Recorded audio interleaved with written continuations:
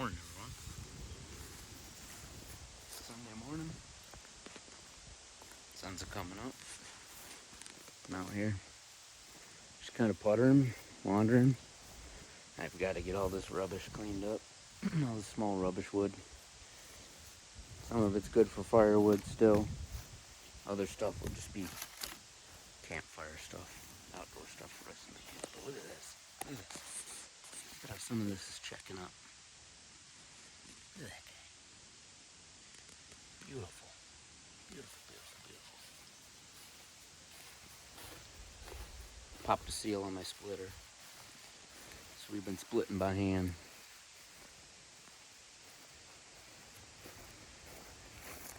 Gotta clean the rest of that mulch I was just getting a shot of right in the beginning. Gotta get that cleaned up so I can mow after church.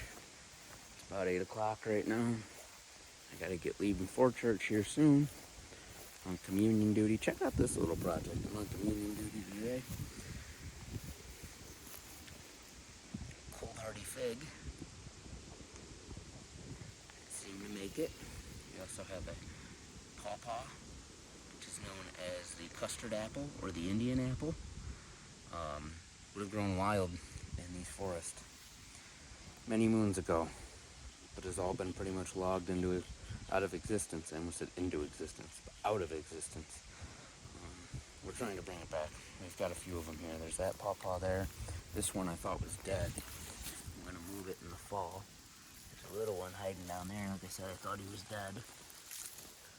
They're a temperamental little tree though. They like dense forest.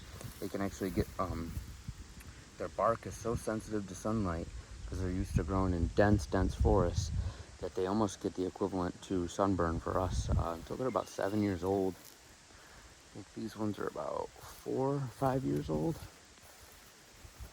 I really came over for this, but I'm just kind of rambling and wandering at this point. If it made it. So that's also why I let them get weedy around them, except for the one that's in with the fig there. We're doing a little experiment. See how it likes the wood chips in the sustained moisture. But yeah, there he is. There's another pawpaw there. These things are crazy. I didn't even know this tree existed till I lived in southeastern Ohio for about 3 years. And they still grew wild in the forest there. Makes this big old green fruit. Almost looks like, I don't even know. Kind of like a mango a little bit. Has this crazy flavor somewhere between like a texture of a banana and a flavor of like a, I don't even know. They're wild. They're cool. They're wild. That's the American apple. Apple as we know them are European. Really just came from my rake to clean up chips. But we're wandering. We're talking. Man, I've been watching some cool gratitude videos, some new ones and some old ones from Buck and Billy Ray. I just want to do a shout out to Buckin. Man, that guy inspires me every day. Whether it's firewood, whether it's acts of kindness, or just I watched one today where he gets pulled over by the cops, and next thing you know, he's on the highway busting out all his axes and his chainsaws, and the cops are taking videos of him and just powwowing about how awesome power saws are. And just, it's only Buckin, man. You know, only Buckin. So shout out to Buck and Billy Ray. Really enjoy you, man. And I hope next year to make it to Buckin stock and shake your hand. Look at this. Elderberries. Elderberries. These things are going nuts this year. Look at these suckers. I mean, I'm short, so take it for what it is. I'm very short. About 5'4", 5'5". I don't know. Gravity's taking its toll. Maybe 5'3". I don't know. Look at these. It smells intoxicating. Just light, floral, beautiful smell. All these beautiful white heads are gonna make us delicious elderberries. Delicious. Look at this. Bunch of that stuff I dropped last year. This was all last spring's dropped, and there's still some stuff to clean up in here. This is gonna be the chicken run eventually. There's still some stuff lurking in here. These are all stumps. Fence will be out here, just past the stumps. And then there's some more stuff lurking in here though. Mostly grapevine. Most of the poison ivy's already been killed. Almost all pine. Actually, it is pretty much all pine. But we'll use it. We'll mix it in with all the maple we got, the cherry we got. We'll use it up. This whole side of the property here was all just dying pines. Look at this. Look at this. I gotta let these girls out. How'd you two? Where are you? You're sleeping in the cap, ain't you? Yeah, troublemakers. That's what you are. Let's put this over here for now. Gonna reuse these are the old end walls from a makeshift hoop house I made the other year that was then turned into a mobile chicken coop and then was turned into a trellis. And now they've just been leaning up against trees for a while. Let's let the girls and Rusty out.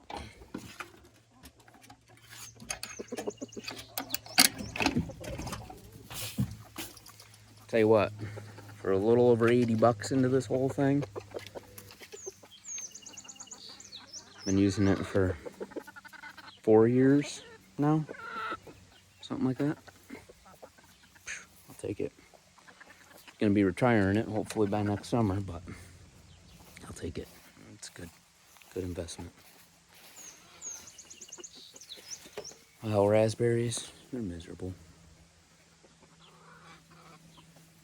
We were hoping to get a little more out of them, but what are you gonna do? What are you gonna do? We got the honeysuckle as well.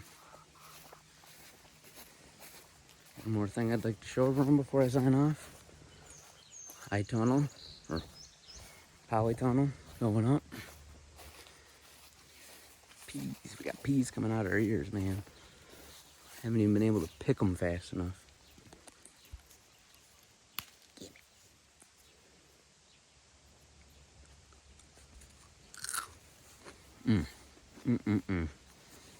I picked a whole basket yesterday morning between this row. Look at this. Garlic's finishing up. I gotta work on getting it out.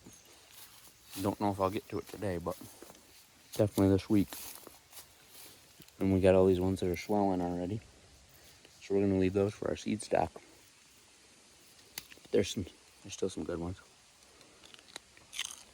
I mean, look at some of these. It's about a 4-foot trellis. I said I'm about 5'5". These are taller than me. 6-foot peas. So sweet. So yummy. Love snap peas. And the beauty is I want to get to where,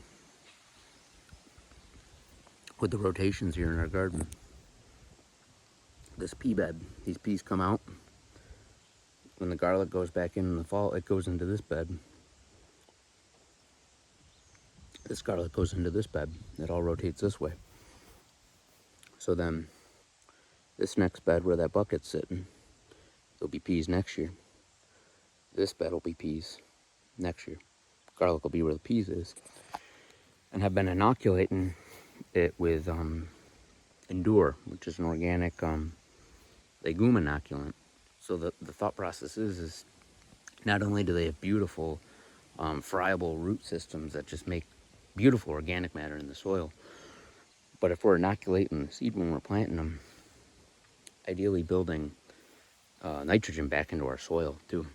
So when I come through to hack them all down, I literally do just that. I hack them all right at the soil level. I leave the roots in the ground to rot back, feeding not only them that nitrogen back into the soil, because it doesn't do it right away. It ain't doing it until the roots rot back, because the nodules that the bacterium forms is on the roots.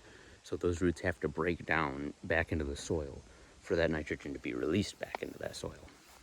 So it's a process, but we're figuring it out. And ideally, eventually, every other bed will be peas. And not only will we be able to sell some at the curb, freeze all we want for eating throughout the year, and stir fries and other things, but we're also rebuilding our soil. And then I want to take all my B and C grade stuff that I'm not going to use in the end for seed stock, keep the A grade stuff for seed stock, and the B and C stuff is going to get sprouted as sprouts, sprouted whole grain, or sprouted whole seed, because it's not grain really. legume, but sprouted for the chickens as a super high protein, awesome food source for them. A little experiment I'm working on. It's a couple years in the making. I think it's still quite a few years off from being in full thing, but we're excited for this. Yeah. See what we got going on over here. One more thing, actually two, but they're both in the same place. The wife's Mercedes. It's a good looking car right there. Woo! Over here in the shed. That's how I know. Pulled this the other day. Did a little short about it. I'm sure some y'all might have seen it. Red and Chilean softneck. Wonderful colors. We're excited. We're gonna be making some garlic braids here soon. And we're splitting, we're stacking, we're getting it up. I've always done the towers. It's just how I roll. I know some guys will just pile it up. To each their own. With this being framed post and beam style or pole barn style, I don't like the wood pushing out on my sheeting. I don't want to pop the nails and stuff that are in these sheeting going into these purlins. I don't want to damage any of it. So the towers take a majority of the outward pressure off the walls. I think it makes for great airflow too, you know, just increasing it. Look at all that. We're getting there. Slow. Like I said, I popped a seal on the splitter, so we're hand splitting right now. I need a new wheelbarrow, or at least a new tub. This thing's rough. That's it. I gotta get something done. I gotta get this mulch up at least. Get my butt to church. I can dish out the blood in the body to my brethren. Hope everyone has a blessed day. I hope y'all are getting something done. Hopefully the weather's serving you well. And yeah, be blessed. Do something kind today. Why not? Take care.